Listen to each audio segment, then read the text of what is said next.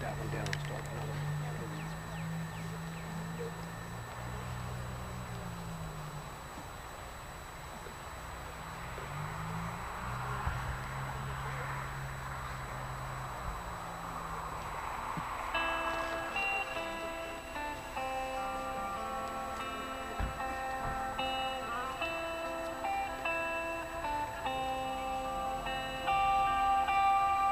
How desperate I am for you, God. How needy I am for your presence. As you draw me near, I fall in your arms, and I am satisfied. How desperate I am for you, God.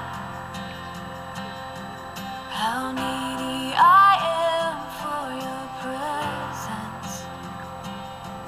As you draw me near, I fall in your arms, and I am satisfied. For you alone can fill me. You alone can free me, God. You alone can raise life from the dead. You alone.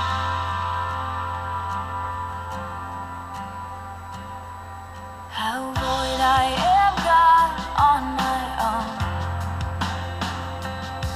How empty I am in this darkness. But as you shine your light on this dark heart of mine, my soul is satisfied. You alone can fill me. You alone can free me, God. You alone can raise life from the dead.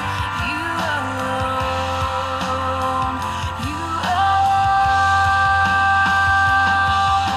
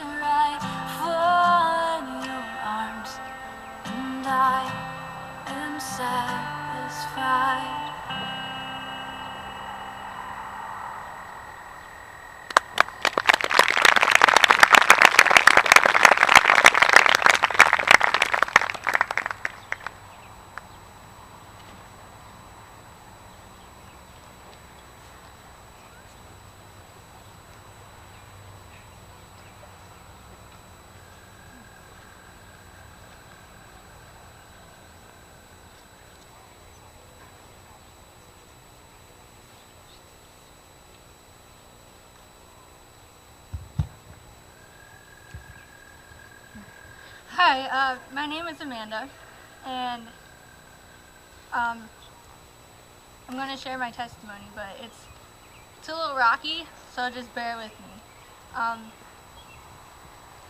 I kind of grew up in a church, but I kind of didn't.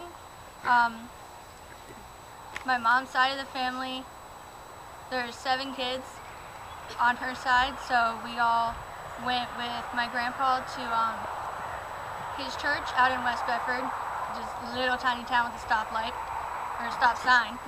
And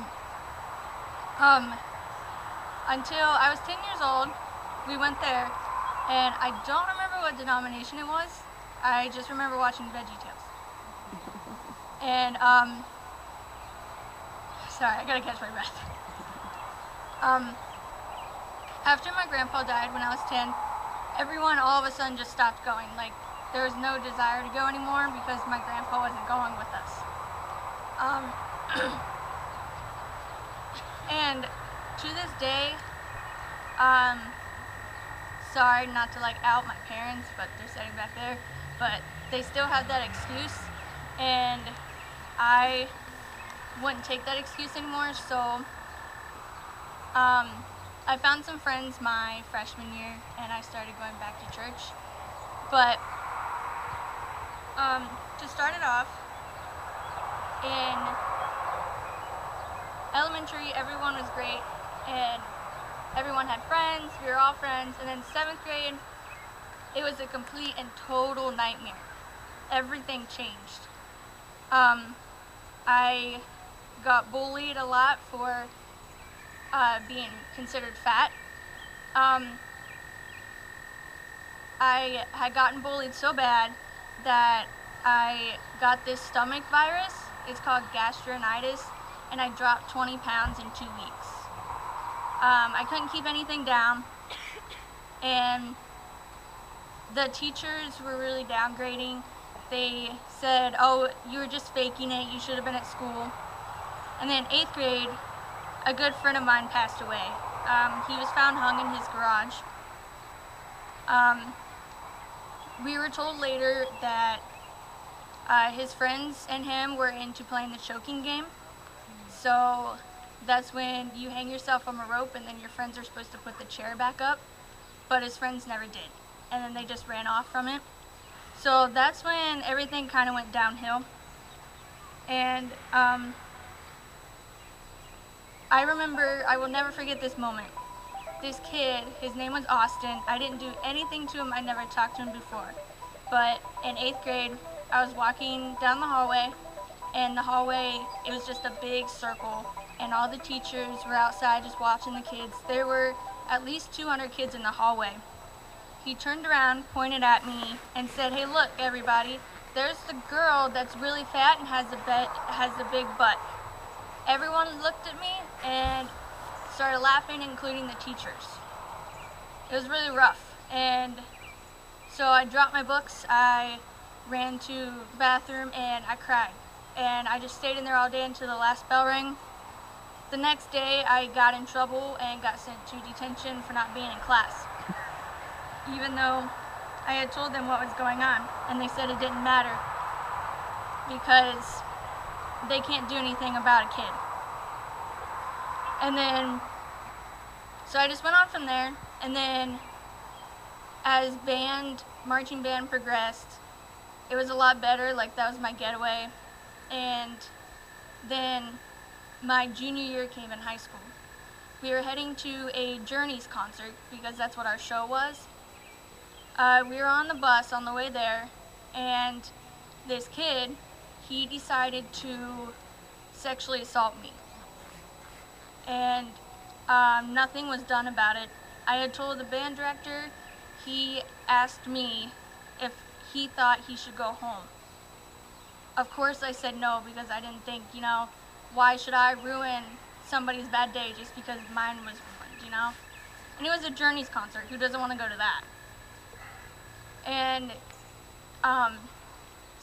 was in the middle of the summer, and the principal, all he did was suspend him for 3 days when school got in.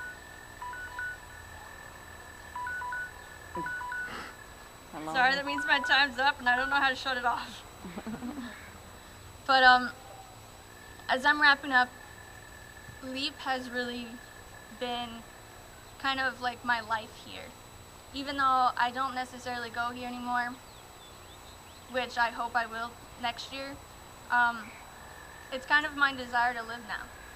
And I really look forward to it. Thanks, Bethany.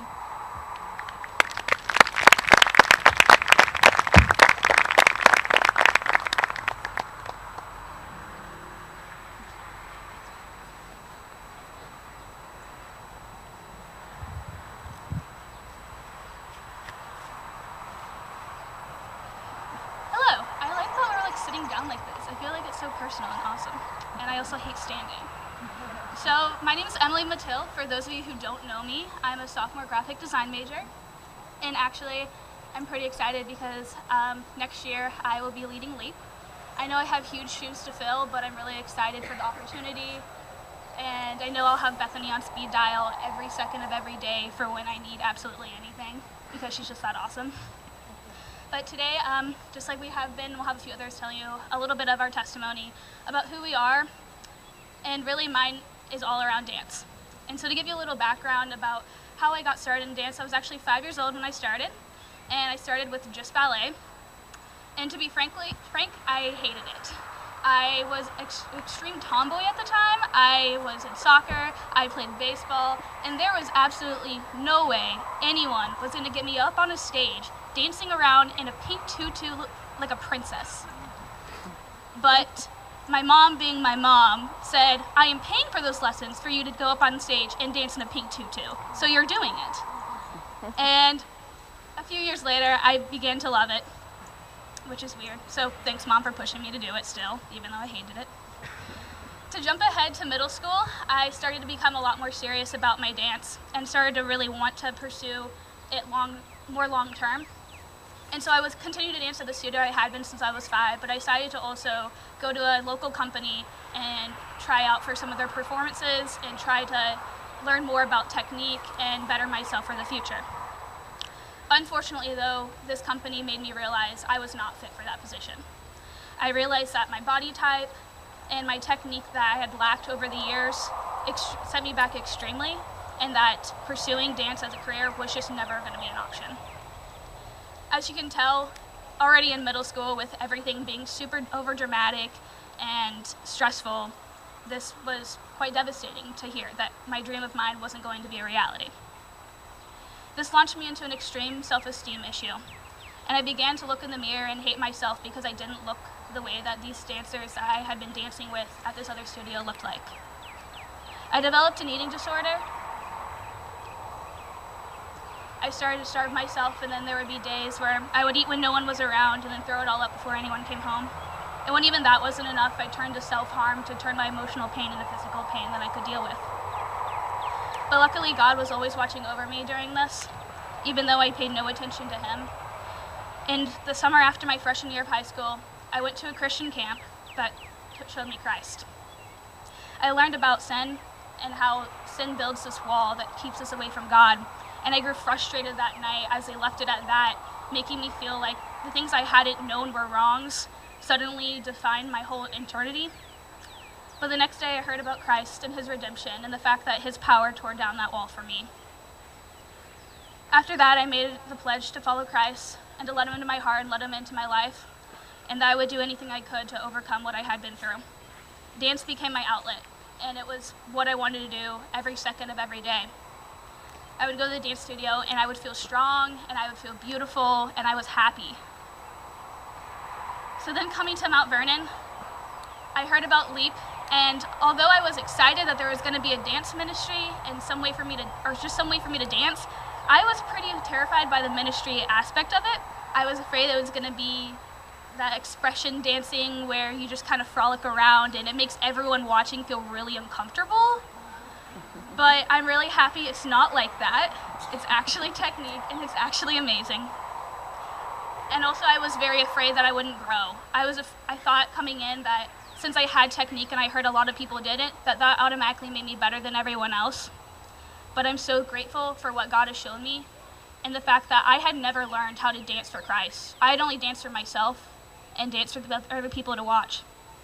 And so going through the experience of learning to dance for God through watching people who had no technique at all, I wanted to be like them. And I started to look up to those people, and now I looked up to this whole family of mine that I absolutely love.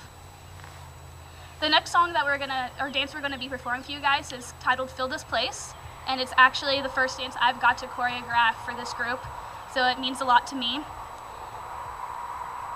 To me, it's talking about how I want God to invade the area that we're at, and to invade you guys, to invade us, and that we may dance for Him and Him alone, and that He may fill us. I will let you know it's the longest song and longest dance of the night because of this entirely long bridge, which I'm sorry if it gets extremely annoying. They repeat the same line over and over again, saying, "I will worship you always." But I had the option to cut it, and I decided against it because I think it's a line that we always need to remember and keeping our focus on God. And for me, worship is dance, and I pray that I may dance for God forever here and in His kingdom. So I want to thank you all for coming out once more, and hope you enjoy the next piece. Thank you.